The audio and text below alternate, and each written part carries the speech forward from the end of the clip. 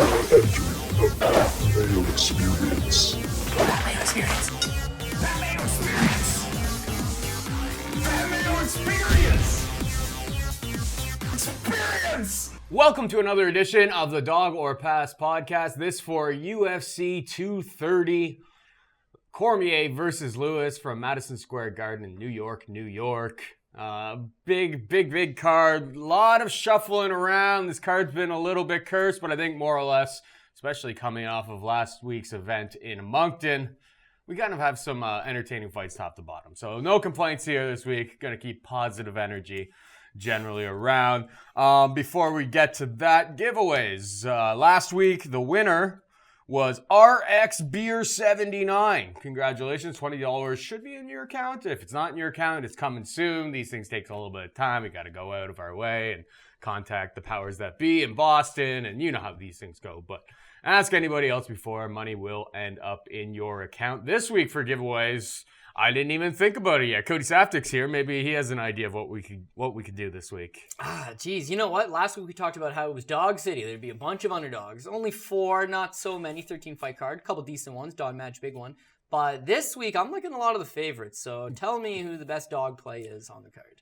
Sure. But and I will try to tell you who the best dog play is later on the card. It is a random draw, let it be known. So if you pick someone who wins and then you find out that somebody who won got the person that had somebody that had lost. Let me take it from here. Don't be like, hey, how did that guy win? I don't even go through and pick them. If you haven't figured it out by this point, because we do this every single week, like last all week, you got to do to win is leave a comment with your DK handle. Yes. An answer of any type. You have to like the show. That is pretty much all you have to do to win free DK bucks. But you have a problem with DK bucks and it gets to your head. Paul's got a little notice that he's got to give before we can get into the action. I do. It's odds and lines are subject to change. See website for actual odds. If you or somebody you know has a gambling problem and wants help, call 1-800-GAMBLER. Let's get into the action. We have Daniel Cormier taking on Derek the Black Beast Lewis. Daniel Cormier is 9,600 on DraftKings and a -700 favorite. Derek Lewis 6,600 and plus 500 underdog. Lewis coming in off of, he fought a month ago at UFC 229, knocked out Alexander Volkov, and the world discovered Derek Lewis and how he's a funny dude. We already knew that. Well, we already did. I'm saying that the regular world, people had no idea who this guy was. The general people, his Instagram went up like an insane amount overnight. Like, we've known for a long time this guy's hilarious. He's just himself. He's got a personality. It's just like, he's very, very mundane in how he talks, but then when you listen to what he's saying, he's just saying ridiculous shit. Like, he's great. Everyone loves Derek Lewis. He's a great follow on social media. He's a funny dude. He's just a down-to-earth kind of guy. Fair. And the world kind of took notice, and the UFC took notice, and they're like, well, we need a main event for that card coming up. So Daniel Cormier, short notice, goes, hey, let's take on Derek Lewis here. Seems for the odds makers would say so. DraftKings algorithm would say so. Daniel Cormier, massive favorite here. We've seen Derek Lewis in that interview after he knocked out Volkov with like 10 seconds left. Even said, I don't want a title shot because I don't have 5 rounds of cardio. So he also said, my balls are hot. His and balls that was after 3 rounds. Was hot. So he's going to have to finish this one. I think we all know if Derek Lewis is going to win this fight, he's going to get the finish. If you're looking at it in that regard, $6,600. And you hear a lot of talk about people saying, this is a live dog. He's got that big power. Daniel Cormier is a guy that's basically half his size, much smaller. Mm-hmm. And even though he's got a cast iron chin, with Derek Lewis, man, if he hits you, it could be the end of the night. But and he holds his power late into rounds. Like, even when he looks dog tired, he still has power. Yeah, it's strange because he's dog tired 2 minutes into the first round. Yeah. He maintains that power all the way through. For sure. We've seen in even the Roy Nelson fight, it's a late buzzer beater that snaps his head back, and that same punch that rock the head back of Roy Nelson is the same punch that knocked out Volkov, and it's the same punch that knocks out a lot of guys. And if Daniel Cormier stands in front of him and that same punch lands on him, then yeah, it can do a lot of damage. This is an MMA fight. I think we both realize that any man can win an MMA fight, but these are completely stacked in Daniel Cormier's favor. There's no one element in this game other than sheer power that's not going in his position, and ring IQ is going to be the real winner here. If Daniel Cormier looks at, dude, I just knocked out Stipe Miocic with my hands from the clinch, I can knock out Derek Lewis. If he comes in with that mentality of I will stand with Derek Lewis and I will knock him out the same way I knocked, well then there's the possibility he does get hit, but he's too smart for that. He sees weaknesses and he sees holes in opponents. He's big on tape study. And if he does try to fight on the feet, like he's not fighting out at range. He is going to get in super close like he did against Stipe Miocic there. But it's like, why bother standing? I agree. I look at Gokhan Saki's last performance as an example of that. It's like, you are the best striker in the world, but you're standing in front of a guy that's dangerous, and Khalil Roundtree can hit you, he can put you out, and that's what happened. In this case, it's like Daniel Cormier he's good standing. I do truly believe if this fight was to take 100% take place on the feet, Daniel Cormier would probably likely still win. He can grind him up against the cage, he can be effective in the clinch, and I honestly think he's got the faster striking, the sharper striking. He probably just outpoint him. But if you keep the whole fight standing, then you're creating that option of maybe you're going to get caught. Whereas if you just wrestle this guy down, we know you can take him down. We know most guys in this division and the light heavyweight division, guys jumping up, could take this guy down because everybody kind of takes this guy down. Victor Pesta, multiple times. Shamil Abdurakhimov, multiple times. Roy Nelson, multiple times. If anybody thinks that Daniel Cormier can't take this guy down with ease, then I don't know, even though he's a smaller guy. Oh, he's going to take him down with ease. Right, so when he looks at Stipe Miocic, he realizes that Stipe Miocic is weak in the clinch and that there's an opportunity to strike on the exit. That's something he picks up on, a weakness. And that's why he goes to that position and he fights from the clinch and eventually knocks him out. When he looks at Derek Lewis, I don't think he sees the same hole. Maybe the hole's there, but I think he sees the bigger hole as being the wrestling. So take this guy down and pound him. And the cardio. It's like if you take him down, you pound him, he's going to be exhausted. As we said, he does carry his power into the later rounds, but the one thing if you just take him down at the beginning of every round, like I don't see Derek Lewis. Maybe he's able to use his size to get back up, but I would be pretty surprised. Like if he gets taken down, he is going to be on his back, and it's whether Cormier finds a submission or he just pounds him out just due to tiredness. I think Derek Lewis by knockout, I've seen it around like plus 700, plus 750. Like that's a tremendous hedge on any other action that you could have in this, though. You don't have to put very much in, and that is the only way that this guy is winning this fight. Like, don't touch the plus 500. He's not winning it. Is he winning 3 rounds out of 5 against Daniel Cormier if this were to actually go the distance? I think it's minus 1,600 for this fight to not go for it to get finished inside the distance, which makes sense, right? That I think it's a nice little hedge. If you just want to like part with $20 that you're never going to see again or whatever is a super small bet for you. Like I don't hate a small play on Derek Lewis. I do not think it's going to happen. The tricky part about this one is how is this fight finished? How do you bet this? Because at minus 700, sure you could parlay it up with other things, but there's a lot of potential apple pie shitters basically scattered across this card. It's just hard discovering who is the apple pie shitter. Yeah. I don't think Daniel Cormier is, but man, like I guess if you had parlays and we get to Daniel Cormier at the end, at least you have hedge equity in the fact that you have a plus 700, plus 500 on Daniel or on Derek Lewis to kind of buy yourself out. Yeah, and the scenario that exists there is UFC 200, Daniel Cormier versus Anderson Silva. Cormier wins the first 2 rounds, no problem. In the 3rd round, Cormier is kind of tired.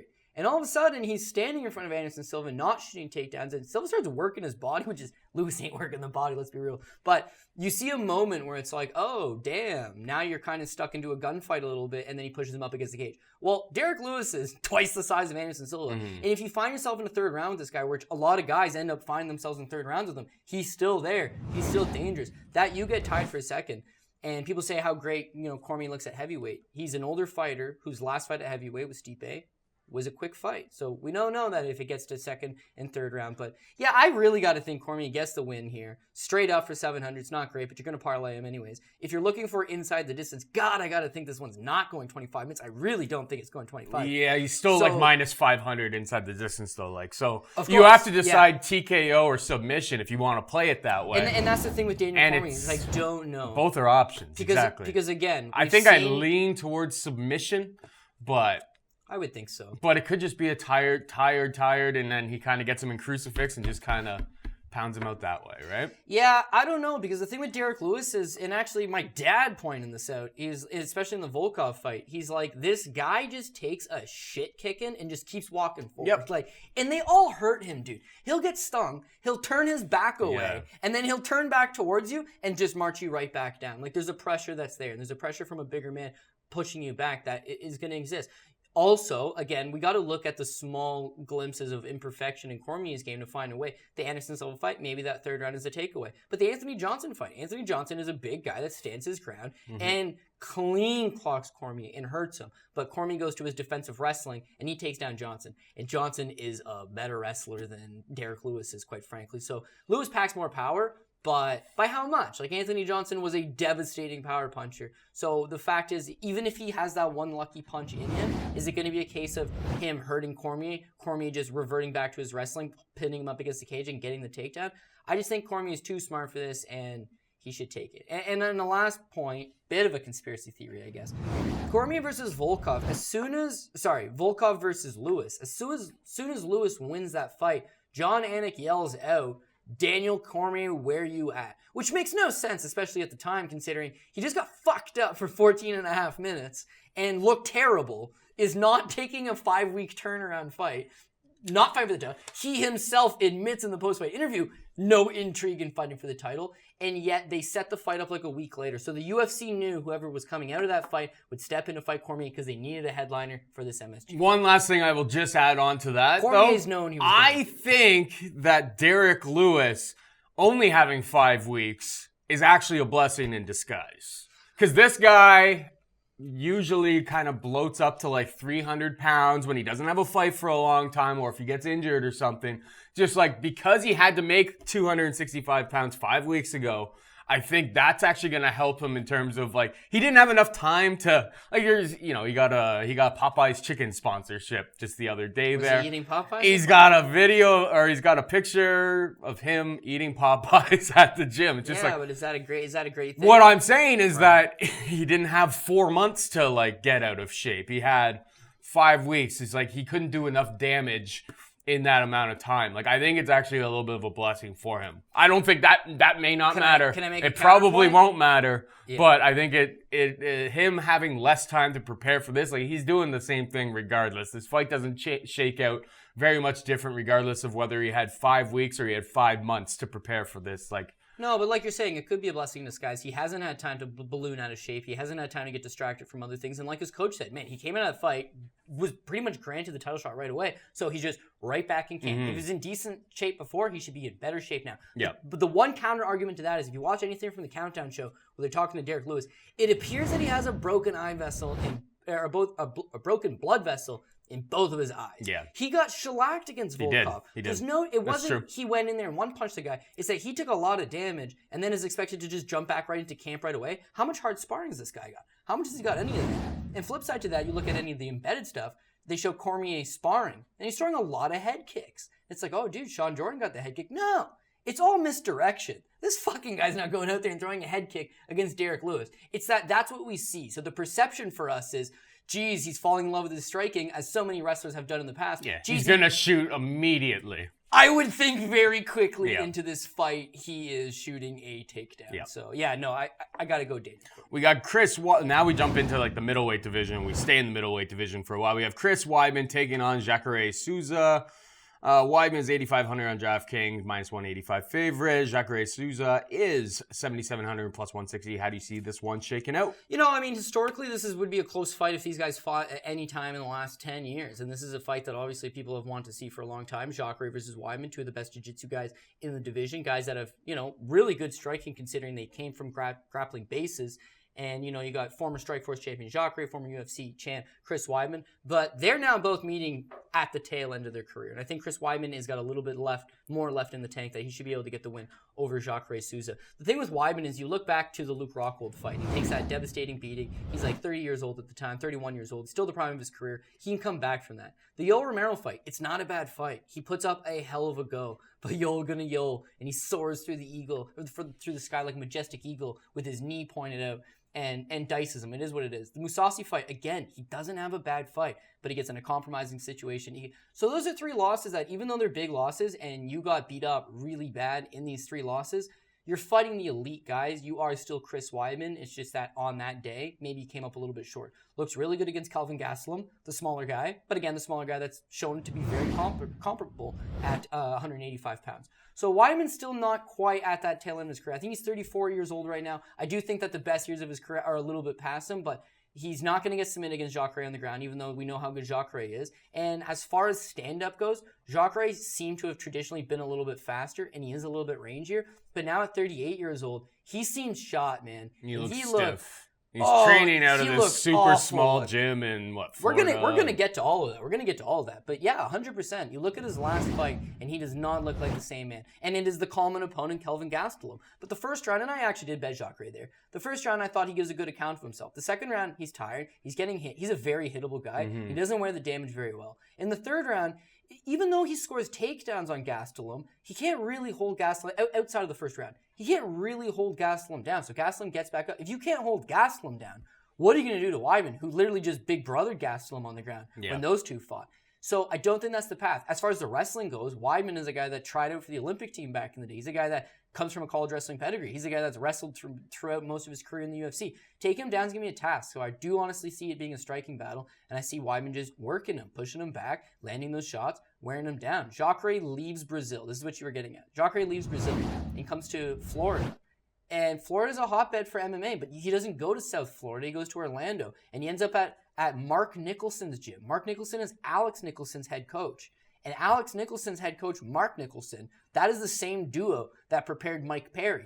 Nothing wrong with that. But Mike Perry physically had to leave Orlando and go to Jackson. And now we're seeing how good that guy actually is. So when you watch any of the sparring footage between Weidman's camp and Jacare's camp, it's hilarious. Weidman's training with Stephen Wonderboy Thompson, who's giving him world-class looks, 2-time world title challenger, former karate stud, very light on his feet. He's giving him all the looks and more, and he's got good training partners with him. When you look at Jacare's sparring, he's sparring like me and you on a weekend pass, and he's mashing these guys, but it's a false sense of security. You're doing so good in camp, you're feeling good, you go to the actual fight, and there's levels to this shit. At 38, I think Jacare's best days are behind him. He's actually kind of been old in the game for a little while, but we really saw that in his last fight where he got tired, he took damage. I think rounds 2 and 3, Weidman can kind of go out there and probably still secure takedowns. It's that first round that I think it's going to be really dangerous. Like, you know, Weidman's a black belt under Matt Serra. I know that there's levels to this, but like we've seen it a whole bunch with the wrestlers in the wrestling game. So it's like when Colby fought Damian Maia, same type of thing to a degree. Damian Maia is obviously less physically imposing than someone like Jacare, but you know, round 1, you don't want to really be involved there. But it's just like round 2, it's like if you can get into the guard and then just kind of secure position and you have a tired opponent, you're both sweaty, the submission risks are not quite the same. I think he can go there. He doesn't necessarily have to. He may just elect not to. DraftKings, is this a fight that you're going to be targeting though? It's a fight that when I look at Chris Weidman at $8,500, can he finish Jacare? There's a possibility there, but Jacare is durable, man. He'll probably be there till the final bell. And for that reason, if he goes out there and he can mash him. We saw the same thing with Robert Whittaker. And I was on Robert Whittaker in that fight because you could see back then there was a changing in the guards occurring here. That if Jacare doesn't submit you, then he's got to stand with you. And can he take that damage standing over a prolonged period of time? When he failed to get the takedowns a couple times up against the fence there, it was like the changing of the tides. The fight was over. And when he failed the takedowns against Kelvin Gastelum, you got the changing of the tide feel here too. And then it made me really realize that when you look at Chris Weidman's record, 2 wins over Anderson Silva, who's not the same guy, but all the same, the win over Vitor, the big fights he had, and then as we talked about his 3-fight losing streak and then the win over Kelvin Gastelum, he fought between Gegard Mousasi, Yoel Romero, Kelvin Gastelum to a lesser extent, and Luke Rockhold. He fought, what is that, 4 of the best 6 or 7 guys in the entire world. That's high. But here's the thing with Jacare. Jacare's been wasting his time, man. He's got wins in the UFC over Chris Camozzi fucking twice, Yushin Okami, Francis Carmo, Vitor Belfort, who was shot, Tim Boach, the Brunson fight we called because it had happened before and we knew Brunson would run straight into the danger, which I'm sure he's about to do again later in the same card, which we'll talk about. But Jacare has a reputation of dusting people, but the guys weren't on his level. And the few times he stepped up, the Yoel fight, which I thought he won, it's like, damn, this is world class. The Gastelum fight, I can't blow this guy out quick. Tried, couldn't, has to settle. When that happens in this fight with Weidman, when he doesn't get those takedowns and he's not out grappling him, and the first round occurs and Weidman's no worse for wear and he's starting to feel that, that blood sink into his legs, he's starting to get heavy, he's starting to feel the air into his lungs. Like, I don't know. I honestly think Weidman gets the win. $8,500, I'm willing to take some pokes on it, not on every single lineup. And the $7,700 for Jacare, he would have to land some type of spectacular strike. Because the thing with Weidman is I don't see the submission happening, even though he has submitted Chris Weidman in straight jiu-jitsu competition before. That ain't going to happen here. And with Weidman, you don't just knock the guy out. It has to be a devastating 1 out of 100 move. Because he's been knocked out to this point by flying knees, and in the Rockhold situation, he just goofed it with the stupid spinning back kick. Where it probably should have been stopped. He just took so much damage there. If you look at the Rockhold fight, you think, damn, Weidman looks good here, and here. But, eventually and then the spinning back kick. Yeah. The Romero fight and the Mousasi fight. Same thing. Shit. Weidman looks good here, and here, but then gets caught. Yeah. With Jacare, when he doesn't get caught and he looks good here, and here, it's going to be too much for 38-year-old Jacare. So I got to go with the American, who's in New York, by the way. So if it is a close fight, Jacare usually gets fucked on the scorecards in close fights, i.e. the Romero fight and the Gastelum fight, whereas in New York, close fight with Weidman, worst case scenario, Weidman will get the I'm with you on that. Let's move on. We got David Branch taking on Jared Cannonier. David Branch, 9,300 on DraftKings, minus 370 favorite. Cannonier is 6,900, plus 310. The real question here becomes, like, I'm not very high on Cannonier whatsoever. There's been a bit of buzz in like the MMA gambling community. 1 win, Ion Kutalaba. Outside of that, he just has not really looked good in any of his fights. No, his cardio isn't the best. His striking isn't the best. His ground game is absolutely atrocious. I think David Branch probably gets him down. It's just whether he gets him down early enough. If he gets him like round 2 at $9,300, round 2 takes him down. Once he gets him to the ground, like I think he finds a sub pretty easy in this fight. Branch only loses to like legitimate competition, and Cannonier, anytime he steps up to someone that's even halfway decent, he gets continues to get exposed. Losses to Jan Blachowicz and Dominic Reyes. And now Robert. Arguably the hardest fight of his UFC career right here. I think he takes that 3rd L in a row, probably gets cut by the organization. What's your take here? Yeah, a lot of the time we talk about there being levels to this shit. And in this case, that's exactly what this is. There's levels to this. If you look at this for what it was, David Branch was supposed to fight Jacare Souza at 185 pounds in what is a number 1 contender fight. And you have Luke Rockhold supposed to fight Chris Weidman. It's kind of like it was like a tournament going on, Yeah, right? that's It was like a exactly middleweight what it is. tournament. This whole main card, besides the main event, was all kind of a middleweight tournament, and they were letting things shake We're going to out. let things shake up the way Yeah. they're supposed to shake out. Yeah. Do you know who's not part of that middleweight mini tournament with Jared the best guys? Cannonier. No, he's fighting Alessio Di Chirico in 2 weeks. Yeah. Right? So now it's like, oh shit. Well, Luke Rockhold's out, so we'll bump Jacare to the fight with Chris Weidman. Now we need somebody to step on relatively short notice to take on Dave Branch, and that is not a tough out. And you got Jared Cannonier. The interesting thing there is I believe this fight is at 185 pounds, and Jared Cannonier's last fight against Dominic Reyes, in fact, 205. Blachowicz, Dominic Reyes, and Glover Teixeira, all 205. So you're dropping to 185. He used to be a heavyweight, too. I know. Now you're dropping to 185, and this is actually killer. People don't put enough thought into this, but this is killer. Imagine you're making that cut to 185 from you used to be a heavyweight.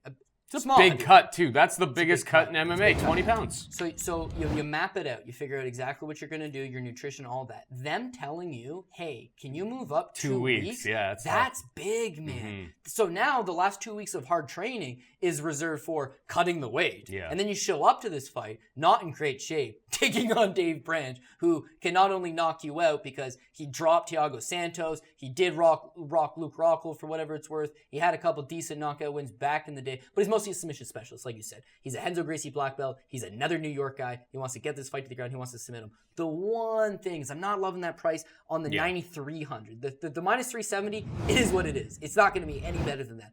But the $9,300, the thing with Cannonier is that we've seen him on the ground against Glover Teixeira with a big, competent guy like Glover on top of him, a 205er like Glover on top of him, and he just kind of goes through the motions and survives. Survives long enough that I don't know for sure that Dave Branch submits him. Because if you look at Dave Branch's career, when he was fighting World Series of Fighting, when he was dual champion 185 and 205, he would have fights at 205 where he would just go through the motion. Right, the Clifford Starks fight, he gets a 5th round submission, but that's not going to happen here because it's only a 3-rounder. His fight with Vinny Magalash, I'm pretty sure goes every single round. Vinny's chinny. So there's a chance that it goes to decision, and even if he just mops him up by decision, I don't love the 9,300. Yeah, I agree. So yes, Dave Branch, 100%, but maybe not on my DraftKings team. Yeah, because if we get into round 2 and he takes him down and kind of just controls him there, he's just not... There's a lot of high scoring potential, top to bottom, on this card, and you got to make your spots. You got to make your pick somewhere, and Branch will probably be really, really low owned, but I think he should be low owned. He's a guy that I'm not really willing to take much. But when you look at like Dave Branch as opposed to a guy like Jason Knight or even Israel Adesanya, those guys, they're going for the kill. And it's not that Dave Branch isn't. It's Dave Branch has got a really high ring IQ. So he was not going to just try to mount you, just to try to finish you real quick. He'll know that half guard is just a better position, and he will ride you and drain you out. He's a very smart guy. And for that reason, the killer instinct's there, but it's not as high as some of these other guys, and I see some other value. With Carl Roberson, who is 8,700 on DraftKings, he's taking on Jack Marshman, who's 7,500 and plus 240. What's your take here? Yeah, I got to go to Roberson all day. DK, 8,700 bucks. I'm in the 280. Same here. I don't love the 280 just because there's a lot of big favorites on this card, and one of them's bound to come up short. And you know, this is a dangerous enough fight that maybe it is him. Him against Cesar Mutanch, I think he was like one of my plays of the week. And it turns out that he's all right on the ground, but he's not great on the ground. Mutanch is a guy that's completely changed his game. You put him up against a black belt on the ground, and he's in a bit of trouble. I know, and we've fallen into this trap and avoided this trap, so I don't know why I made the mistake. But we know, everybody knows, Ferreira can't take a punch, himself included. So he don't fight the way that sometimes you think, oh, a heavy puncher like Roberson will just catch him. No, because he knows that too, and he's just going to try to take him down. That's kind of what happened in that fight. His prior fight before that, he goes out and he gets the submission over Darren Stewart, who is, you know, a British striker, but all the same, a guy that's shown to be under the right circumstance.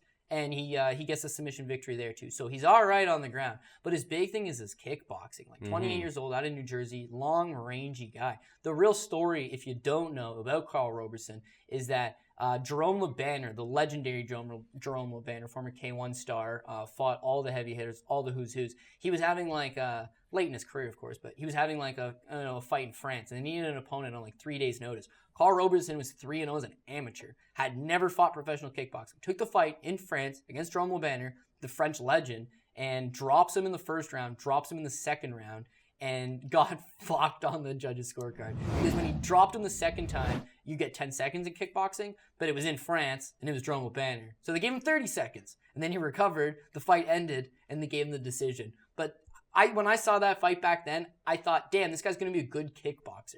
He turns to MMA, and when you see him fight low-level guys, he dices them. And against Cesar Ferreira, not a high-level guy, but good on the ground, high level on the ground, and that proved to be the difference. And somebody who's become who has a very, very high ring IQ these days. Of course, because he's self-aware of the holes or the issues with his chin and his ability to take damage. So when I think about Roberson, I think to myself, I don't think there's a whole lot of guys outside of the top 15, and even when you start to break into the top 15, there's not a whole lot of guys that are going to stand with him for 15 minutes and beat him. The way to beat him is do exactly what Cesar Mutanch did. You got to start taking him down, you got to submit him. Jack Marshman has not attempted one single takedown his entire UFC career. He stands and he bangs. If you ever watched him on Cage Warriors prior to him ever getting to the UFC, bam, all those fights on the British regional scene, he's a stand and bang kind of guy. It is what it is. And he's got 4 knockout losses on his record because sometimes when he goes out there against these guys, they catch him. And there's been bad guys like Abu Azatar, knocked him out in 31 seconds. Like, you just caught him early. Tom Watson back in the day just brutalized this guy. I think takes him out in the second round. So with Carl Roberson, if he comes into this fight and doesn't have enough sense to think the way to beat this guy is take him down, he's going to stand with him. And that's what I truly believe is going to happen. Maybe he hurts Roberson because he hurt Thiago Santos. Yep. But he didn't finish Thiago Santos. And the end result of that is it stayed a stand-up battle and he ended up getting knocked out. So I think Roberson gets the win. I think on DK he could pay off big if he goes and gets their first or second round knockout. This is 700 would definitely be worth it. And the minus 280, a little bit worrisome because it's 2 strikers and 2 heavy hitters. And maybe he'll go against you. But I think you're almost safe for the 80. This is a fight that when you look at like the odds, the inside the distance odds, all the props and stuff like that, like there's no fight that jumps off the page. Like it's got high action, high energy, potential, and he's 8,700. Like it doesn't kill you. Like you can kind of fit him in along with big guys, big or higher salaries, and still make it work if you like a couple dogs down the card there. Yeah, and if you're our Roberson guy, Marshman, 3 of his 4 UFC fights have ended within 2 rounds. So I mean, if he's going to lose fairly early. And the one win that he had over Ryan James, he's 2-2 in the UFC. But the one win he had over Ryan James, even though he won, he got nailed like 90 times. Ryan James is not a big power puncher. He's durable. Right, he's durable, and he just keeps coming. But he landed 90 significant strikes on a guy like Marshman. So if you're looking at a cash game play for $8,700, even if Roberson doesn't get the decision, he'll probably land enough strikes. Maybe even the fight does hit the ground at some point. He's okay on the ground. He has submission wins. It's just not at a black belt level, which thankfully for him, Marshman ain't at. So we have Israel, the last style bender, Adesanya taking on Derek Brunson. Adesanya is 9,100 on DraftKings, minus 335 favorite. Brunson 7,100 and plus 275. Drinking the Kool-Aid, man. I think most people. This guy's got like superstar written all over him. Yeah, he does. He's great on the mic.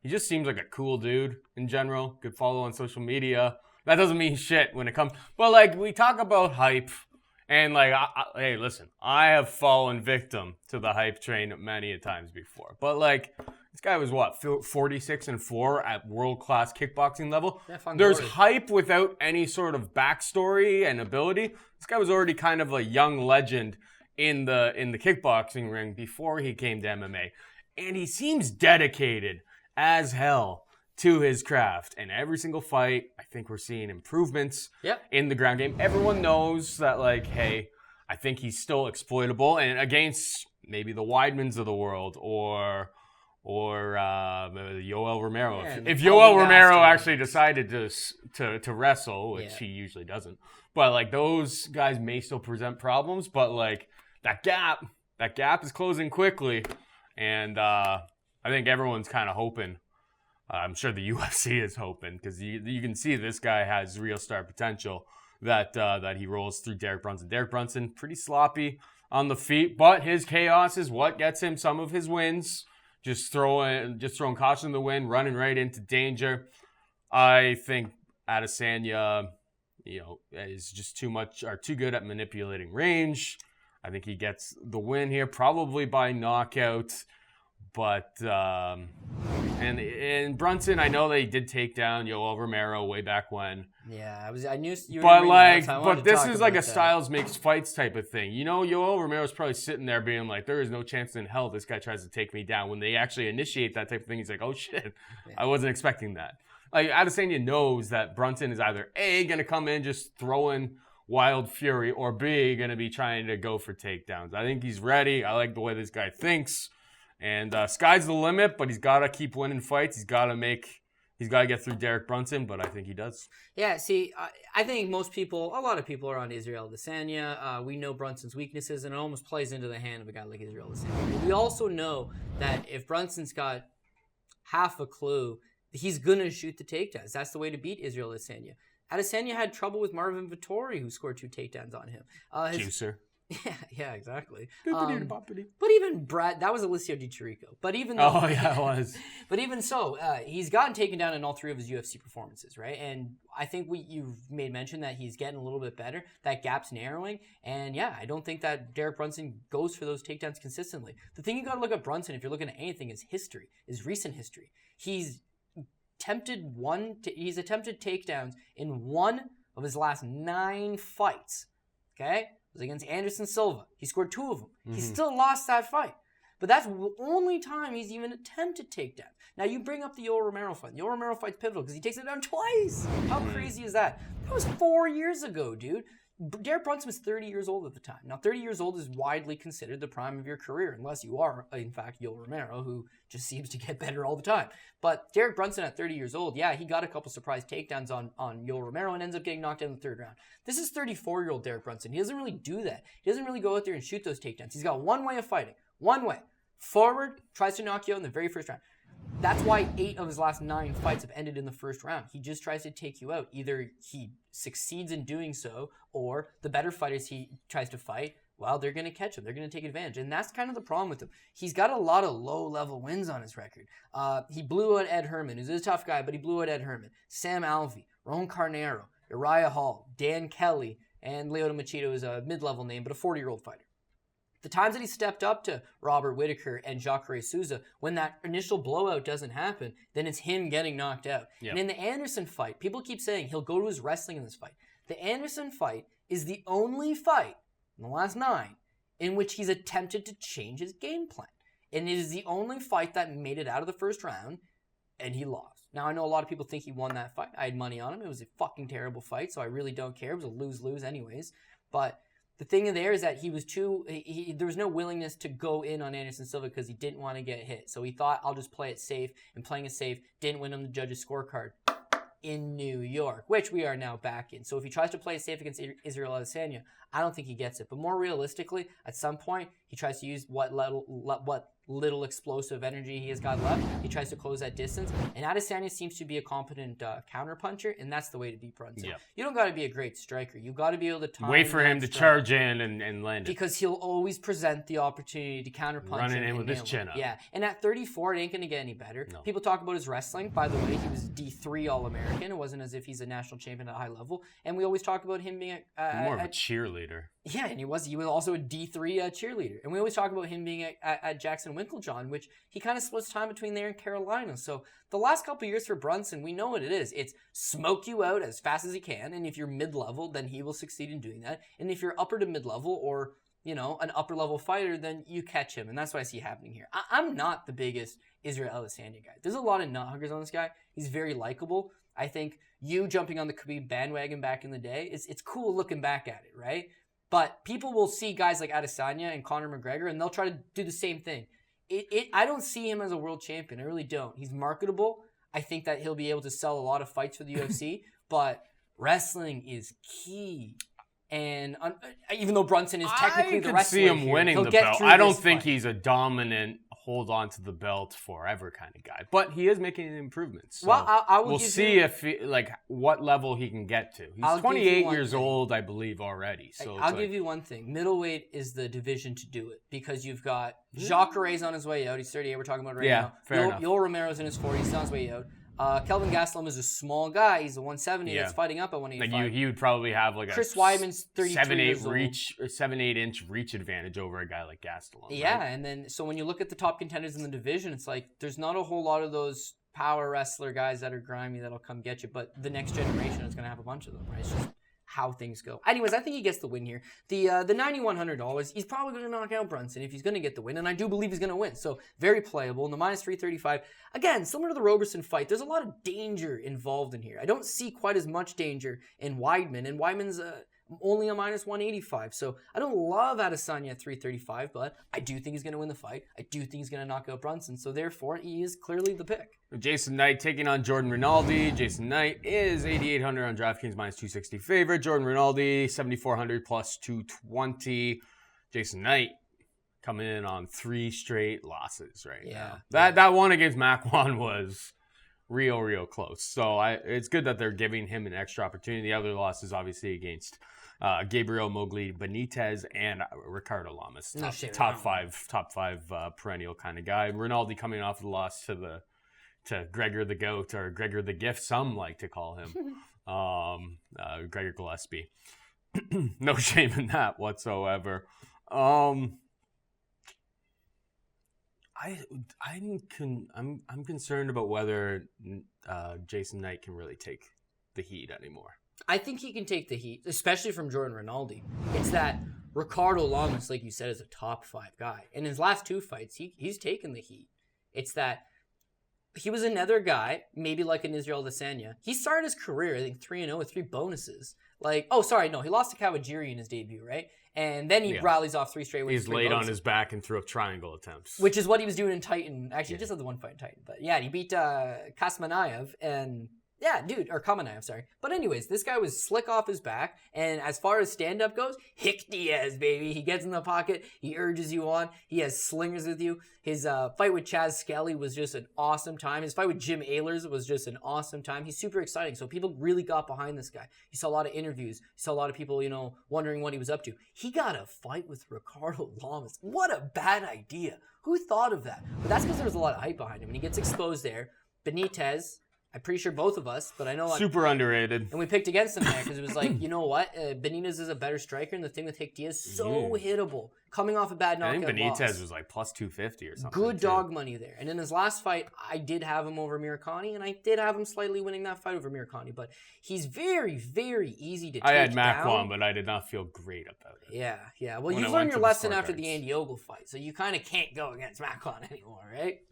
Yeah, we'll find spots. For anybody who doesn't know, Andy Ogle once cost Paul potentially $17,000. But that's a different story. I didn't know it at the time until the rest of the card played out exactly how I thought it was going to. It was like a 9-second flying knee from some Finnish model who gained popularity from a video of him eating an apple. He never fought again, so I'll leave Andy alone. Yeah, back to this fight, though.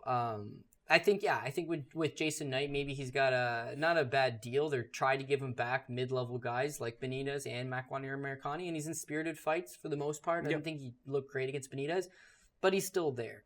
Jordan Rinaldi at plus 220, especially if you've noticed at this point, I got Cormier, I got Weidman, I got Branch, I got Roberson, I got Adesanya. I need a dog, and plus 220 is a very appealing price tag. But the more I looked at it, I can't take him as a dog just because I need a dog here. He's a competent wrestler, but if he attempts to just take this fight to the ground, he'll have to deal with the continuous output of Jason Knight submissions, and I don't know that he's good enough that he's just going to hang out on the ground. So I see this being a striking fight, and the thing with Rinaldi is that if you look at most of his fights, especially the 3 fights he's had in the UFC, he's a low output striker. He's like he's actually MMA by the numbers a guy on Twitter. Is he the lowest guy? Lowest output of anybody on this he just doesn't throw a whole lot of strikes. So he's like, it's a tough, basically you'd be hoping for maybe a Rinaldi submission, and if his ground game is if his submission game is not better, then where does he find it? Where does he do it? So the fight, and this actually to me is what I really looked at as a possible outcome for this fight, but the Chaz Skelly fight versus Jason Knight. Chaz Skelly, very competent on the ground and a better wrestler than Jason Knight. Striking's not bad, but we'll give the advantage to Knight. Knight's dicing him up, and Skelly goes to the wrestling game, but when he's on the ground, he's fighting off submissions. He's fighting off elbows. It's back standing. I can't get Knight off of me. The takedowns is his only way to get a breather, and it doesn't work for him. And when I think about Rinaldi doesn't have the striking arsenal to keep Knight off of him standing for 15 minutes. So he might revert to the wrestling, but he'll fall into the same trap, which is the constant submission threat and hopefully damage off your back. Jason Knight is a guy that will throw a lot of elbows off his back. So you've also got to look at this as a young kid, Jason the Kid Knight. He's 24 years old. He should be getting better, but he's probably embarrassed. 3 straight losses. And I've been telling everybody how good I am. Chip on my shoulder. I got to go out there and I got to break Rinaldi. And I just haven't seen enough from Rinaldi to believe that he'll be able to win against a spirited, on his game Jason Knight. So I got to go with Jason Knight. 260 is such a big price. Yeah, I don't want to bet it, to be honest. Everybody on too this card is Chalk City. So that is what it is. And the 8,800 I'm staying away from that too, because I could see this being a decision win for Knight, and even though he pushes a trepid pace, you would need everything to go he's right. He's not going for takedowns. He could. But he could be just such high volume that he could pay off the 88. He can do it all. Because remember the fight with Jim I'd rather go with Roberson at 87. Ehlers is the wrestler, and he's a former, I believe he's currently a black belt, but he was a brown belt at the time, and he's a former Abu Dhabi qualifier. Like, the guy had fantastic grappling. And I remember at the end of that first round, Knight and Ehlers takes Knight down, and then there's 15 seconds left in the round, 10 seconds left. Knight takes down Ehlers. He goes back to his corner, and he's like, don't worry, guys, I got that one back. It's like, damn, you were able to take down Ehlers just because you felt like I should steal this round? That's, for a guy that doesn't have a ton of ring IQ, that's, knowing when you're down, and that's something you need. And if he just thinks he's down and he pushes more of a pace, it'll be too much for Rinaldi. So We have Sijara Eubanks taking on Roxanne Modafferi. Sijara Eubanks 9,400 on DraftKings, minus 600 favorite. Modafferi 6,800 and plus 450. Sijara Eubanks got pretty pissed off when they took away her title shot. That girl had to get off Twitter, man. Like, I can understand the frustration, but like, let's call it spit. I think the UFC has her record as 4-2. Other places have it as 3-2. I don't know what they count sometimes, so don't be like, hey, they count tough fights. So she's not 4-2. She's 3-2. Sure, exactly. Come on, like you have five professional, like actual in a arena proper event type of slightly over 500 record and a slightly over 500 record. Just keep winning fights, and those opportunities, especially in a division like 125 where there aren't too many contenders, they'll come. Like, again, that's just the way it is. Like, I understand the frustration, but like it was just like, girl, you got to get off Twitter. No, it worked. I have a theory on that. It worked. What's your theory? She goes bonkers on Twitter, batshit crazy. Yeah. You saw it. I saw it. We all saw it. She is nutso. So imagine you're the UFC. Imagine you're Dana White. You call her to kind of explain the situation. She's yelling. You don't want to deal with nutso here. So what do? You give her a gift. What's the gift? Roxanne Modafferi. Here you go. Get paid. Look good. Get the win. Move on. Roxanne Modafferi. This fight's going one of two ways. Either number one, which God I hope, Sijara Eubanks wins this fight. It makes me back the money that Roxanne Modafferi has so far cost me. Way two, Roxanne Modafferi fucking crushes me again, because I did not see that Barb Honchak fight happening. Prior to that, whatever, I think we all knew she was going to lose to Nico Montano. But man, this girl just wins when she's not supposed to and loses the rest of the time. But you can't bet her. You cannot, in good faith, ever at any point bet her. And she has gotten leaps and bounds better over the years. Way better. She should not be underestimated. But like, you cannot bet her. She got way better, but where she started was really, really low. So like, she's still not a world beater. I'm more interested minus 600 and plus. Like, I don't want to bet this fight. I would whatsoever. But I would bet it. But the DraftKings, this one is interesting because again, shouts to Numbers MMA, MMA by the numbers. Number 1 volume striker on this card, Sijara Eubanks. Number 4 volume striker, Roxanne Modafferi. Modafferi, I believe, has like the worst striking defense on the card as well. So it's like we could just there doesn't necessarily have to be takedowns or anything like that. We could just see enough volume, and I think this is when you have Lyman Good that we'll talk about a little bit later on at 95, and you have Daniel Cormier up at the top. Maybe somebody's going to get lost in the shuffle here, and it's very well likely Eubanks. That I don't hate her as a play on DraftKings. No, I know. You know it'll be a cold day in Missouri before actually I did roster Roxanne against Nico and Cash Game. She scored like 70 points in the loss there. Which is crazy, 5 rounds. Yeah. And there's the one thing here is that Sijara Eubanks is better on the ground. And that's kind of Roxanne's thing.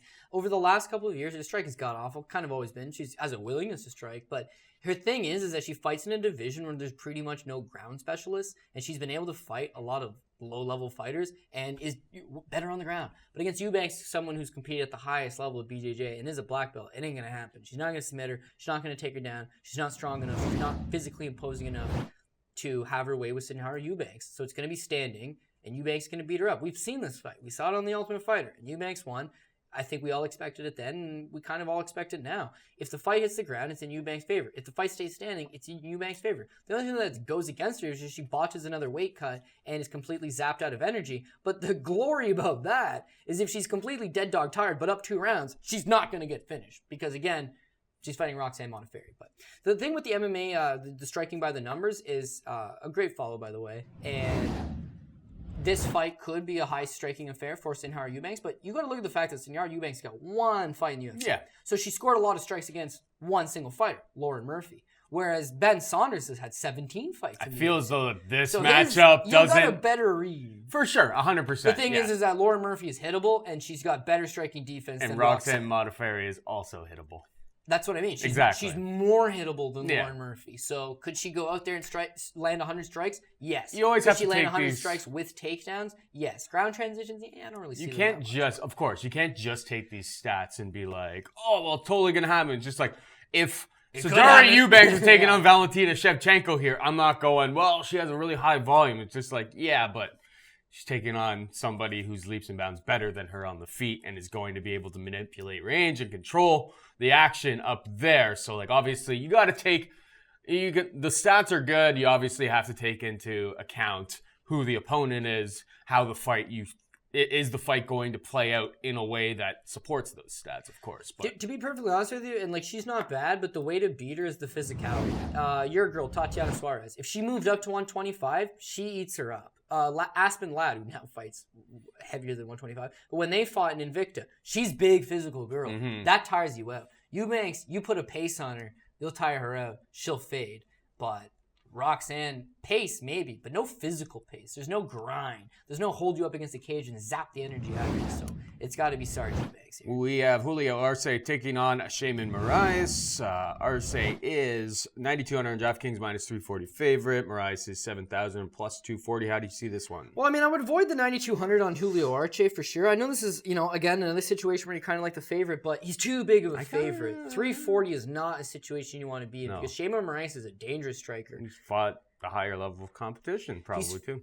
There's definitely the argument there. He challenged versus Marlon Moraes for a World Series of Fighting title. He's fought in some top guys in the UFC. He fought Zabit. Didn't look bad. Eventually did get submitted and lost, but this guy's dangerous striking. And the thing is I lost money last time out because I had Matt Sales. I like Matt Sales. Matt Sales is a young, good kickboxer out of a great gym. Lions MMA, everybody raves about him. The thing is that he couldn't get off against Moraes for the first 2 rounds. And therefore, you're now fighting at a 2-round deficit going into the third. In the third round, Sales found the range. He found the distance. He had better cardio than Shaman Moraes. And he definitely beat up Shaman Moraes in that third round. But he's down 2 rounds at this point. And that's a problem that could happen with Arce. Arce is a slick striker. Southpaw, former Golden Gloves boxer out in New Jersey. He's a good striker. We saw in his UFC debut against Dan Ige, the striking's there. And then we saw in his last fight that, he's got a decent little submission game as well. Against the shitty Tamor. Against the shittier of the 2 Tamors. But what he does in that fight is he lights him up with the striking and then finds the opportunity for the submission, takes the opportunity for the submission. That's what you would have to do against Shaman Moraes. And that's what kind of what Zabit did, is that you're going to have to strike with this guy, but you're going to have to beat him with the strike, open some holes up, get him to the ground, get that submission. Julio Arce could very well do that. So he's got multiple ways of winning this fight. Whereas Moraes' way, in my personal opinion, of winning this fight is have a nip-tuck close 3-round striking affair in which you hope that the New York judges are going to give the Brazilian transplant the close decision over the guy that lives and trains out of New York and has the raucous crowd on his side. And that's just not a great spot to be in. So I don't like Arce, definitely not for that price tag. I'm avoiding him on DK. I'm avoiding him on the straight betting line. I do think that if you're looking at a card with a lot of nice, juicy favorites, that Moraes could be that Moraes is a guy that, I don't know how high the upside is, but he is a guy who is an underdog and at 7, with all of these expensive price tags, you have to take some shots on some of these guys, and I agree. Moraes is a guy, I'm not in love with it either. I think it's a close fight, but at 7K, if it's just even a close fight, maybe he scores 30 points in a loss, that type of thing. And even if he loses, it doesn't kill your night. Yeah, if he gets the win, you're right. Then you're laughing. It could make your night, yeah. Especially if he goes out there and clips Arce. Arce has got 2 losses over Brian Kelleher, who was the second fight on the card. You could beat this guy. Knocking him out and finishing him is going to be a task, but all the same, I got to go with another favorite, but I don't love it. Yeah, we're on the same page there. We have Lyman Good taking on Ben Killaby Saunders. Lyman Good is 9,500 on DraftKings, minus 700 favorite. Saunders is 6,700 and plus 500. First off, Lyman Good, and this is a little thing for anybody who actually watches rather than listens. This guy doesn't even look like a real human being on that board right there. Well, they call him Cyborg, and you see him. That's pretty accurate. He did fail a drug test, and he definitely looks like a candidate to fail a drug test. Let's call the space bay. I haven't seen what he looks like. He did have. He looked just as shredded when he took on Zaleski and lost a split to Zaleski. So yeah, good fight. Ben Saunders obviously coming off of a loss to Sergio Moraes, and before that a win or a knockout win. It was a knee to the body against Jake Ellenberger. He's incredibly hard to trust. The guy is not really able to take damage. It's whether we pay up for Lyman Good in this spot, though. That's the real question. He's a New York guy, local guy. And Ben Saunders can't take much punishment. He's going to have and frankly, Lyman Good's going to have a massive physicality advantage over him. What does he do? Push him up against the cage? You don't want to go into that guard, I wouldn't imagine, against someone like Ben Saunders. Like, that's a dangerous thing, too. Yeah. But I think you push him up against the cage, you rough him up.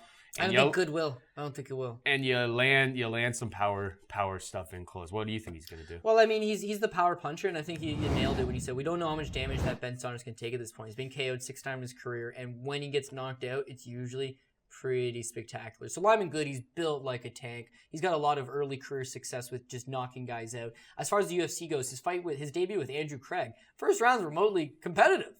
And then the second round, it's like a short shot, and Craig drops, and as soon as he gets on top of him and he's got him half dazed, he nails him, and then he puts him out. And that's kind of a situation that happens in a lot of Ben Saunders fights. Is that little shot behind the ear, that little shot in the temple tends to crumple him. Mm-hmm. And when he's crumpled, he could be great at jiu-jitsu, but the follow-up shots tend to put him out. The thing here is that it's really coming down to the price is terrible, and you got to look at recent activity. Lyman Good's coming off a 16-month layoff after that Zaleski fight. That Zaleski fight came almost 2 years to the day after the Andrew Craig fight. So essentially, he's had 2 fights in almost 4 years. Yeah. He's 33 years old now. When you look at the best days of his career, when were they? First Bellator champ, loses it to Ben Askren. Then a mediocre Bellator run. Then he tries out for the Ultimate Fighter, got clowned by Ian Stevens, quit essentially. Everybody was laughing at him, and finally works his way to the UFC.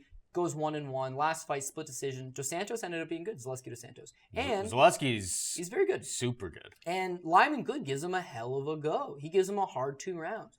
But there's something that's very key in the fight, is that Lyman Good wins the first round. And Lyman Good could have potentially won that second round, but the second round is close. That round ends. Go rewatch it. The round ends, and Lyman Good walks back to his corner. And Lyman Good's cornerman, from Tiger Schulman, says to him, "Why are you holding back? What's wrong?" Lyman Good doesn't answer. He says, "Why are you holding back?" And as this is the most honest thing I've ever heard anybody say in the midst of a fight, Lyman Good tells his cornerman, "I'm scared to get knocked out." And then his cornerman immediately starts to flake his ego, and he's like, "No, Lyman, you're not going to get knocked out. You need to commit to your punches, and you're going to knock him out. You're not going to get knocked out, Lyman. You're not going to get knocked out." And now he goes into the third round. A fight, he might be up 2 rounds, but he's more than likely 1-1, which, as it turns out, he is 1-1. And he doesn't do anything. The heart's there. He tries to throw a couple, but you can tell in the third round he's a different man than he was in the other 2, and then he takes 16 months off. Now he's coming back. He's 33 years old. He's in New York.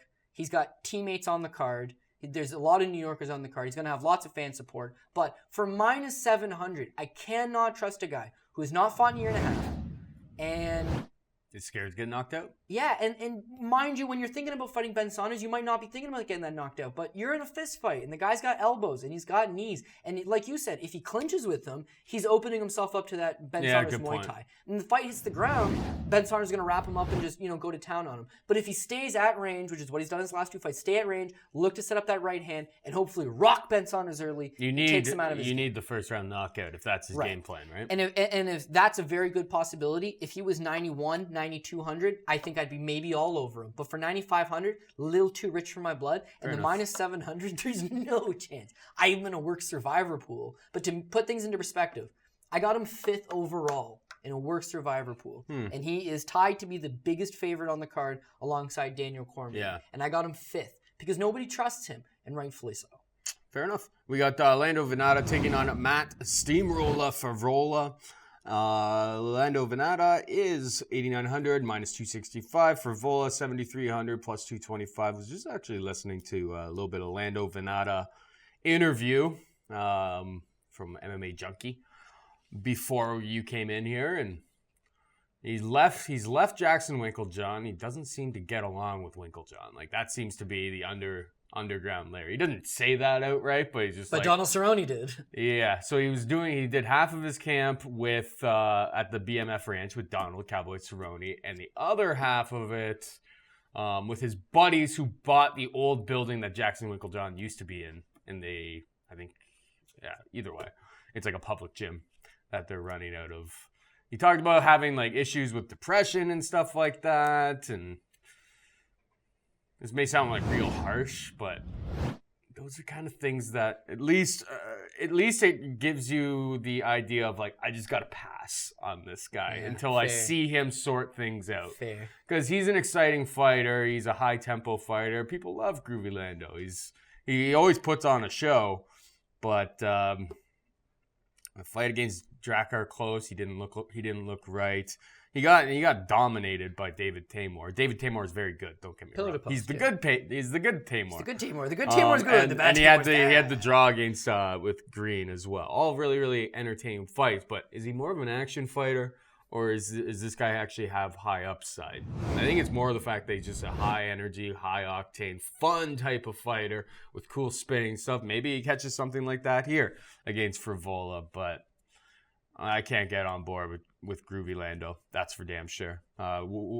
Is there any value here on Frevola? I think it's probably just a straight up pass across the board for me. Yeah, well, you just done fucked me up mentally because I thought we were riding Team VANNATA here. I honestly feel like the fight's set up for him. When you look at Lando VANNATA, there's a lot of issues there. But what's not an issue is his first round ability. This is a guy that took the fight of Tony Ferguson at super short notice and rocked Tony Ferguson bad. Then in his second fight, he knocks out John McDessie with a spinning wheel kick to the face. The fight with David Tamor, here's a very competent striker. I can't get off on him. But the fight with Bobby Green, he fucked Bobby Green up in that first round. He was on Bobby. I had that fight as an over, and I was honestly yelling, please, Bobby, please do something. He's barely survived. And then in his fight with JACARE close, he doesn't get off again. The thing is with Lando VANNATA is that he either dices you in the first round. By the way, came into the UFC 9-0. 8 finishes. 7 in the first round. So that's kind of who he's always been. He's actually young. I think he's only 26, but that's who he's always been. He blew out guys in the regional scene really quick. So now you come to the UFC, the same strategy against Tony Ferguson doesn't quite win. Now you got to go to the second round for the first time in a long time, and you lose. Now in your next fight with McDessie, it only lasts 1 round. That's why he looks so good. The Tamor fight and the JACARE close fight, these guys are really hard to put away. Therefore, you need to fight more than just 1 round. And in fighting more than 1 round, he loses all of his power. This is a guy that's got phenomenal... it's not power. His shots lack a lot of zip. But it's the shot that you don't see coming. And that's what he lands. The Bobby Green fight, I think it's a straight right. So that one's maybe a little more predictable. And he shows that he's got some power. But never in any of his second or third round fights does it appear that he's got any power left. The guy's a decent wrestler. I believe he wrestled 1 semester out of the University of Chattanooga, Tennessee. So at least he can wrestle at a D1 level. And in most of these fights, he's getting taken down for a little bit. But you see how scrappy he is. You see he's a fantastic guy that can scramble. And then the fights end up back standing. But he can't get over these competent guys. The thing is that this is as big as of a gift for him as he could get in Matt Frevola. Matt Frevola lasted approximately 1 minute flat against Polo Reyes. He did. And then was diced. He should not be in the UFC. And quite frankly, his story is he's a Matt Serra, Ray Longo guy. He's out of New York. He is the New Yorker. He's going to try to get to takedown. He's going to try to get to the ground. He's going to try to fish for a submission. You know what? I thought that too. I totally thought that. Because when you look at him on the regional scene, he's like 9-0 as an amateur, turns pro, debuts for World Series of Fighting, but he's so herky-jerky, Paul. Like, he tries to stand. He's got some power, but he's so predictable. And a lot of the time, he just, against bum-level opponents, he's able to get the win over bum-level opponents. Now, he fights for Titan FC. He's only been fighting pro for 4 years, so he's still young in the game. But his fight with Titan FC against Rush Manfio doesn't look good. Loses the 3rd round. Was a really close fight. Then he wins a Dana White Contender Series fight. Doesn't look great. Drops the guy in the 1st round. Ends up submitting him in the 2nd round, but doesn't look great. Honestly, doesn't.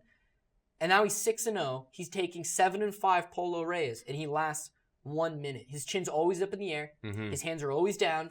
Huge wind up on his punches, and he's just very, very, very, very telegraphed. Yes, he's at Matt Serra's gym. Yes, he trains at Aljamain Sterling and Chris Weidman and those guys. No, he is not on that level. This guy is not athletic. Groovy Lando has lost 3 in a row. He's winless over his last 3. I think he's won. What is his record in the UFC? 1-2-1 because of that draw with Bobby Green. He hasn't won 3-1. Sorry, he's won 3-1 in the UFC. Yeah, but they know how exciting this guy is, and they know he's young, and they know he's probably getting better, and he's going to have some entertaining fights for them. But there's no upside to the steamroll of Frevola. Yeah. So I think that Lando smokes him, and for 8,900, if he gets the 1st round finish, all day. So yeah, he Lando, probably does. I got Lando. Probably does. You're right though. He just mental issues, man. He'd Hopefully, been, but that's the thing is that it sounded like Jackson's was really toxic for him. He didn't get along. He really pretty honest about. He didn't say specifics, but like pretty honest about how he's like, the vibe there wasn't working for me, and so on and so forth. So it's like, I don't think he likes Winklejohn. Maybe Mike Perry coming in, maybe he didn't like that. I don't know. He didn't like a lot of things about what was going on there. The scary thing there is that Lando's been at that gym for 7 years.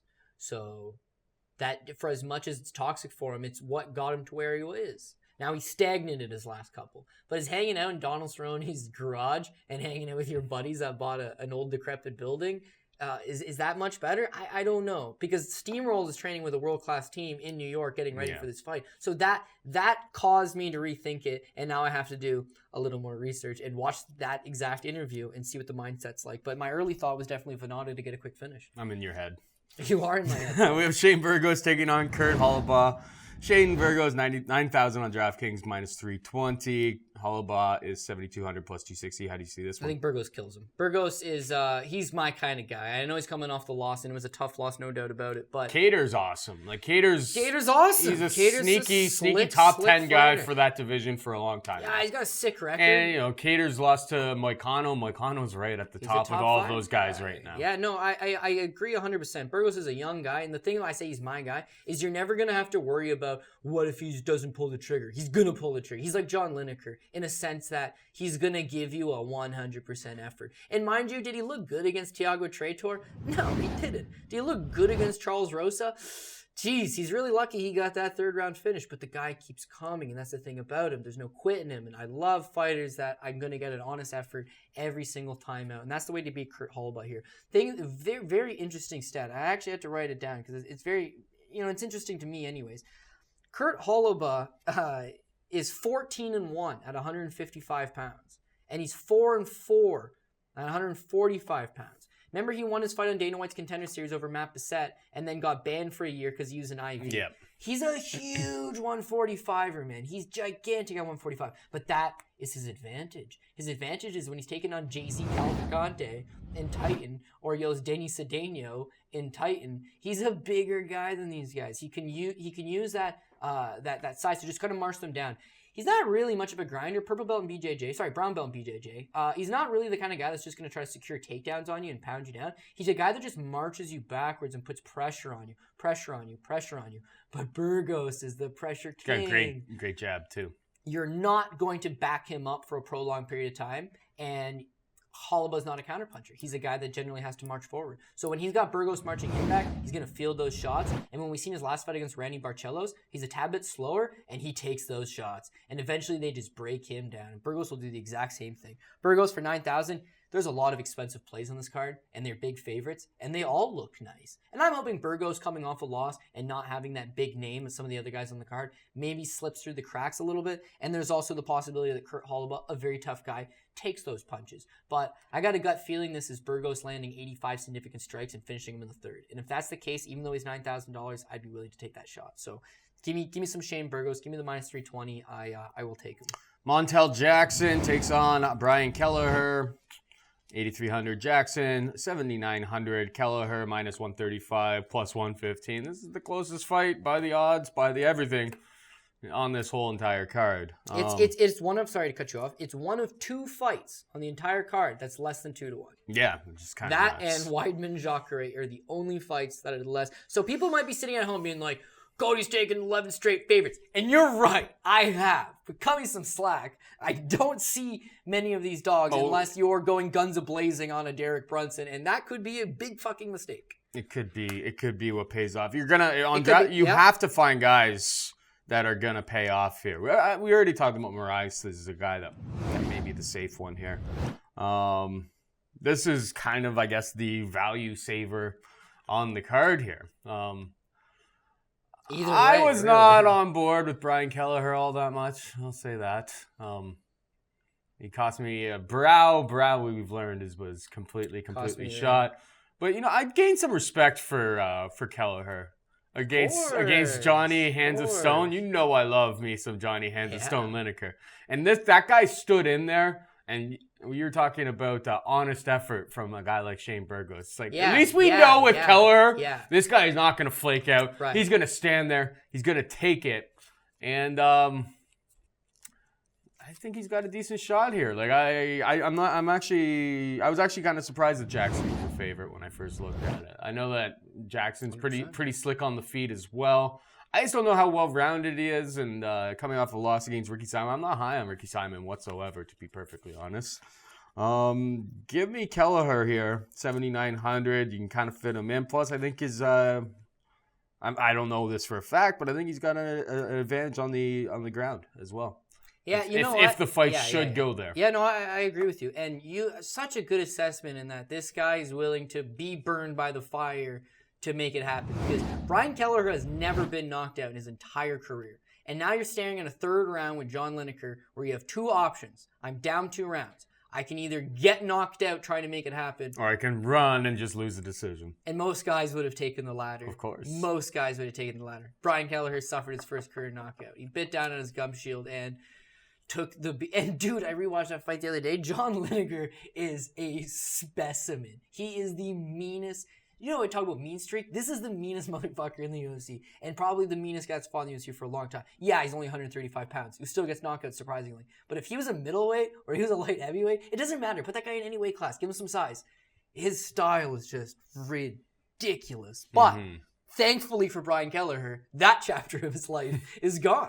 So avoid fighting guys like John Lineker. He gets Montel Jackson. There's one glaring thing here because I agree with you. Kelleher's forward pressure is going to serve him well. He's a guy that moved forward on Barao all night, gave him zero respect in the striking department. He's a guy that tried to make it happen against John Lineker. He's a guy that can go out there and push a pace with you. His fight with Damian Stasiak, he never takes his foot off the gas. These are all fantastic performances out of him. He's got a submission win over Yuri Alcantara. That's huge. Lost his next fight to Chito Vera by submission, but he's an opportunistic grappler. He can be submitted, not in this case, but he can get the submission. He can finish you standing. He's got some power. He goes for it. I like Kelleher. I see Kelleher as the dog. I see Kelleher for $7,900. I like it. Now what makes it even better, Montel Jackson. Montel Jackson has been fighting professionally for 2 years. Brian Kelleher fought on one of the toughest regional scenes in the entire world for 5 years and beat guys like Julio Arce twice during that time. He has earned his way to the UFC. In fact, a lot of people would argue that he got to the UFC a little bit late. He's got big wins. Whereas he's taken on a kid here who hasn't really experienced much. The fight with Ricky Simon was his first career loss, but he never really tasted defeat, before that. So how's he going to come back? And the thing with Simon's short. And Simon knows I probably can't stay at distance with this athletic, rangy striker. So I need to bull him to the cage and bully him. And Kelleher can do the same thing. The one X factor that is going in this fight that makes it difficult is Montel Jackson has a 9-inch reach advantage, which against Ricky Simon doesn't matter. But against Brian Kelleher, it might. Because Brian Kelleher has his hands right down by his hips and likes to stay in that distance. So Kelleher versus Barao, Kelleher's bigger than Barao. And Kelleher versus Lineker, he's bigger than Lineker. And he's bigger than Damian Stasiak. But now he's not the bigger guy. And if he stays at the end of the punches all night, he's going to lose the decision. But there's no way I'm going 11 straight favorites without taking a shot. Grow some balls, Cody, and take a shot. And yeah, Brian Kelleher's going to be that shot. $7,900 plus 115. Give me some Brian Kelleher. We have Adam WIECZOREK or WIECZOREK or whatever the hell his pronunciation. He's going to be cut. Pokey Rob would know. He should be cut by he shouldn't even be in the organization, let's face it. He's 8,600 and a minus 225 favorite, taking on Rogerio de Lima, who he's like the epitome of gas tank issues. He's moving back up to heavyweight. This guy hits hard though, and here's another spot where GPP's 100%. Like you gotta get Rogerio into there. This guy loses by submission. He's gonna be probably shorter. I don't think WIECZOREK or WIECZOREK, whatever the hell. WIECZOREK, yeah. I don't even know if that's actually the proper pronunciation. Well, we're going with WIECZOREK. That's what we're gonna call him. He doesn't really have that wrestling though. He just ended up getting he got the fluke submission win after being on his back. It wasn't fluke. RJ Buller had no idea what was going on. Arjun Buller had no idea what was going on, but he got his ass beat by Arjun Buller on the ground until he pulled that rabbit out of the hat. This guy sucks. He went 3 rounds. I'll never forgive him for going 3 rounds with Anthony Bumbleton and not getting the knockout, man. Like that was the biggest red flag. Even that win against Arjun Buller, another red flag. I know that Marcus Rogerio is moving up to heavyweight from 205. This guy, he missed weight by like 4 pounds when he was taking on OSP and then got His submitted. last 2 fights, he missed weight, yeah. But I think it close. And there is no way in hell I would ever bet WIECZOREK at minus 225. I don't want him at 86. You got to be able to get the fight to the ground. And maybe he does if Rogerio gets tired. Which he will. Which he will. But you got to take shots here. If you're making a lineup, like if we go through your picks top to bottom, you're not making a fucking lineup, Cody. No. There is no way for you to make a lineup. Buddy, we gotta save somewhere, and it is terrifying. It sucks, but hey, you'll know if your night is off to a good start or whether you're screwed on the first fight. It's Rogerio de Lima. He's the guy. He's the cash saver. And I feel awful about it. It's so funny because I'm on the same page as you. Yeah. And I look, when I do my research on cards, I go from the undercard up. And the 2 fights, I had the dogs. I was like, this could be nice. The 11 fights that proceeded were all favorites. But you're right. I somehow kept coming back to Marcos Rogerio de Lima. Because if he wins, it's going to be like first round knockout. If he loses... It could be a 3-round or like a 2.5 round finish where like he's just so tired by the end that he just kind of basically mercy quits type of thing. Dude, so tired. We need him to either win the fight in 2 rounds or to just win the 2 rounds, and please, for the love of God, stay in an upright position and survive. But yeah, first of all, he's got no gas. Going up to heavyweight may help. Now you're not cutting weight. Now you have maybe I'm not saying he's going to go out there and he's going to be cardio Cain Velasquez here, but like it can't hurt. You're not actually cutting weight anymore. You're just coming in as Marcos Rogerio. That's Fair, all I'm but saying. There's a couple problems there. Problem number 1 is that he, fought at 185 pounds one time in the Brazilian regional, and B, got submitted by Antonio Carlos Jr. on the Ultimate Fighter in 1 single round, and Antonio Carlos Jr. is also a middleweight. So he's not big for 205. Even in fact, when he was fighting at 205, he was a smaller guy the majority of the time. Now he's coming up to heavyweight because he's missed weight a couple times. He's not one of those guys that gets on the scale and is ripped. No. He's one of those guys on the scale that's like, that's an attainable body. I could probably get into that kind of shape. He doesn't look overly, shredded. Another issue for him is that terrible cardio, moving up a weight class. He hasn't fought in 19 months, man. That is a hell of a layoff. And it's not like it's 19 months he's been in some crazy camp.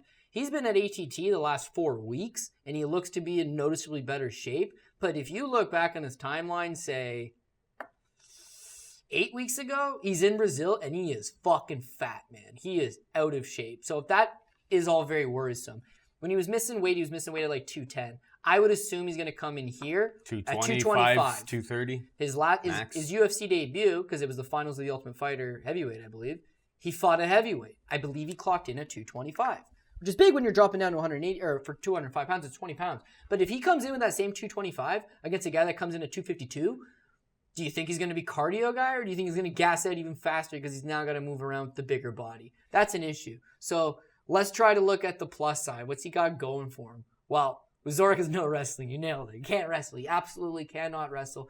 So I don't think he goes out there and gets this takedown unless we've seen our old boy Rogerio de Lima do this a couple times. He grabs a hold of a neck and he'll try a guillotine, and like guys like Krylov pop their head out. He's done. Mm-hmm. Done. So I hope he doesn't do that. Don't pull guard against the guy who's the grappler. Keep the fight standing. I'm just hoping that he just kind of marches forward. He's not afraid, doesn't get affected by this guy couldn't knock out Anthony Hamilton, man. And like he landed clean shots. There was not much pop for heavyweight. There was not much heavyweight pop behind any of this. Yeah. Like he glanced with a head kick and Hamilton just fell over because it's Anthony Hamilton, right? Yeah. But you're right. He couldn't finish Anthony Hamilton. And beyond that, a lot of people will remember Arjan Blular fight for Arjan Blular laying in guard and getting home applauded. Arjan Blular rocked him twice standing, and that's a big concern. So Rogerio de Lima, a guy that is a former Brazilian state kickboxing champion who has knockouts in the UFC. Even the Clint Hester fight. Clint Hester is a serviceable fighter and is probably around the same skill level as Adam WIECZOREK. One's a grappler, one's not. You get what I'm saying. Yeah. But he rocks him, he takes him down, he submits him. My boy, terrible fucking guy from the lab, same thing. Just clips him, running away. puts him down. He's got that big, big, big power. And whenever he fights a guy that seems like he can take it, he faults over. But the OSP fight, that's his last fight, so we'll look at that because it was the last fight 19 months ago. He lost one round. Surprising for him. And in the second round, he makes the mistake of trying to guillotine Augustin Prue, who then turns that guillotine into his patented Von Prue choke, and that's the end. So he makes mental lapses. The 19 months scares me. If he doesn't get the finish in the first Dude, he's $7,600 and he's got a chance to go out there and get the quick win. To go out and get 100 points. Like, that's what you got to do. And you, like, it's, at least it's the first fight on the card. It's like, is my main lineup really screwed?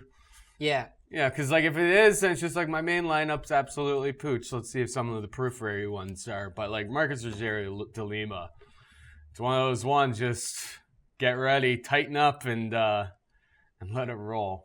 You know, one thing that it could make a big difference, or who knows? It could go one of two ways. Is that this guy's got a 6-inch reach advantage over him, but putting out that big stick of a jab is going to allow the smaller man to come over the top of the hook. Yep. That's what I would assume. Or come straight down the middle. Beat a bigger guy, you kind of want to keep your punches straight down the middle. But all the same, he's more of a winging hook kind of guy. Come over the top with the big overhand, hit this guy.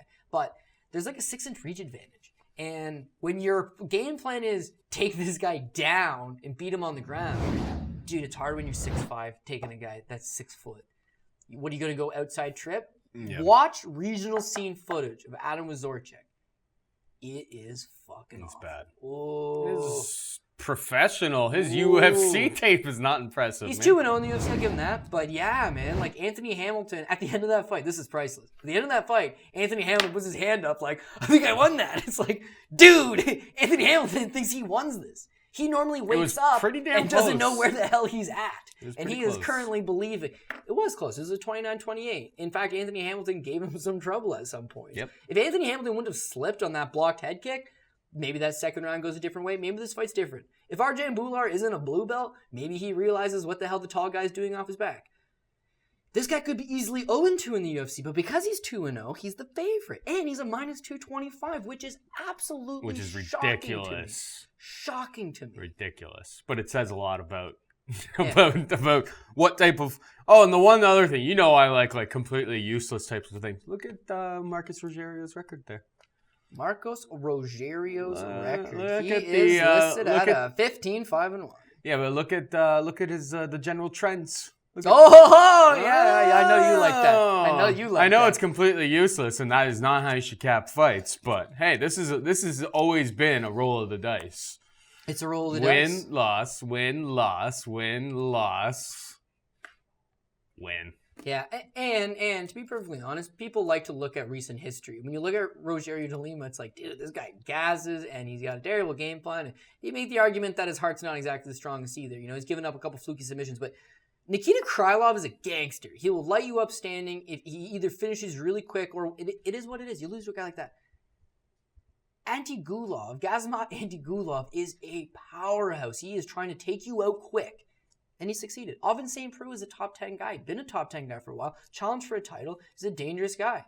Those guys are all way above Adam WIECZORek. Yet he's coming in as the biggest favorite of them all, or a big favorite right in their league. That just makes no sense, I agree. man. You got to look at tape. You can't just look at records. And the tape on this guy is that he is not very good. Now he's young. Maybe he's getting better. He trains with Marcin Tybura, ironically, the only guy that's ever defeated him. But you're training with Marcin Tybura, and then you go out there and you fight a guy like this.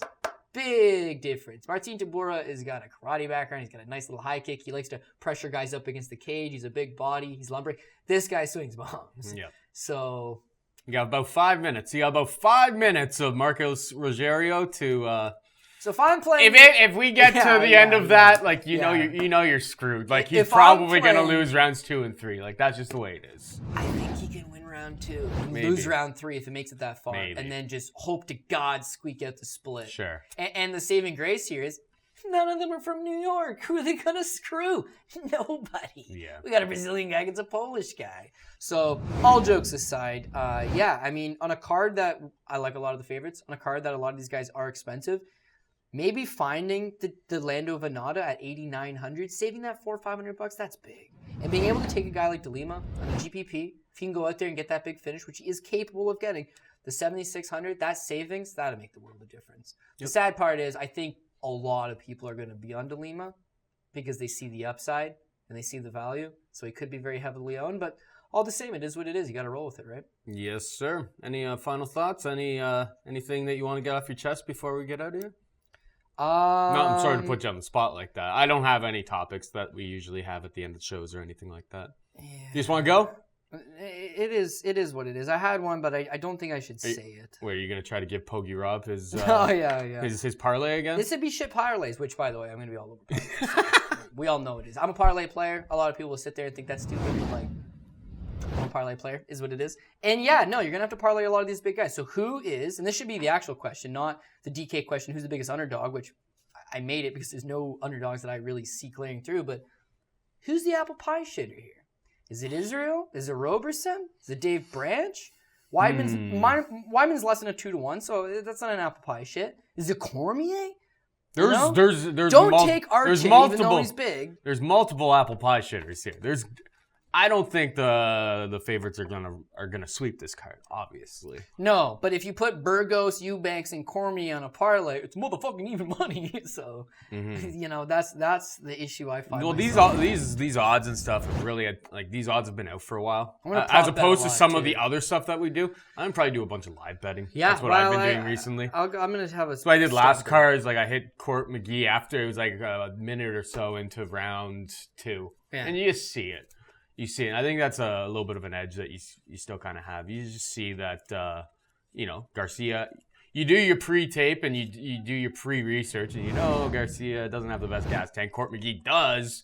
It's just like, you could just see the beginnings of it, and I just hammered that. That's what made my week last week, really. And to be perfectly honest, it's fights like that cause you to second guess guys like Lyman fucking good. Mm-hmm. You watch the tape and you see it. But then the fight happens and you're like, well, Garcia always gasses and he needs to finish you quick. And Court McGee does not get finished quick and has all the gas in the world. Why would you bet Garcia? Well, he's a little faster, he's a little more technical. Dude, it doesn't matter. Just look at the footage. Lyman Good, when you look at the footage, he's a Alex Garcia type fighter, 100%. And now he's worried to get knocked out. And now he's had 2 fights in the last 4 years. And now he's not the same guy that won a Bellator title back in the day. And quite frankly, I mean, he hadn't really, Omar De La Cruz? Is that who he beat, I'm pretty sure, to win the Bellator title? Like, fuck out of here. But he's a minus 700. So yeah, the lines are honestly, in my opinion, a little bit too wide. I agree that I think certain favorites are going to win, but I do not think this is a great card to bet on, to be perfectly honest. I know. And even like when I did a lot of my stuff 2 days ago, DeLima's 30 points better. And in that, WIECZOREK comes from a 250 to 225. Yeah. So, like you said, because the lines are out for a while, they've really developed. Steam. Honestly, when I always make these are final lines. In terms of exactly. In terms of fight day, things change a little bit, but like usually I make these boards that you see on the video. I make them the day of or the night before, and usually there's like a few fights that change a lot. Like there was 2 or 3 fights that changed like 5 points. And then the rest of them stayed the exact same. And there was a 14, 15-hour gap in between creation of the boards to like updating the odds before we came on here. So like these aren't going to move all that much. It's not a great betting card. Yeah. Just because I've taken a lot of favorites, just real quick, for guys that are less than 8,000, we talked about DeLima, we talked about Brian Kelleher, and Shaman Moraes is really only 7,000. And you can't overlook that. And for maybes, Ben Saunders is $6,700 if you're looking that direction. And MARSHMAN, at least he should have a firefight, and he's only $7,500. But a lot of these, maybe a Rinaldi, maybe a Brunson if you've got some brass balls on you. But clearly I do not, because I'm not going to go with the finish you in the first round or completely crumble apart game plan. I just can't get behind it. Not in this spot anyways. That more or less wraps it up for us this week. Remember, give the show a like. Say who your favorite dog play is on the card. Give the show a like. DK handle. Tell all of your friends. This is not part of the content. Tell all of your friends. Spread the good word of us. Helps keep the show around. Helps keep the show free. Yada, yada, yada. Helps the DK bucks. Helps us help you. So do all that good stuff. Thank you, Cody Saftic, for breaking down another great card.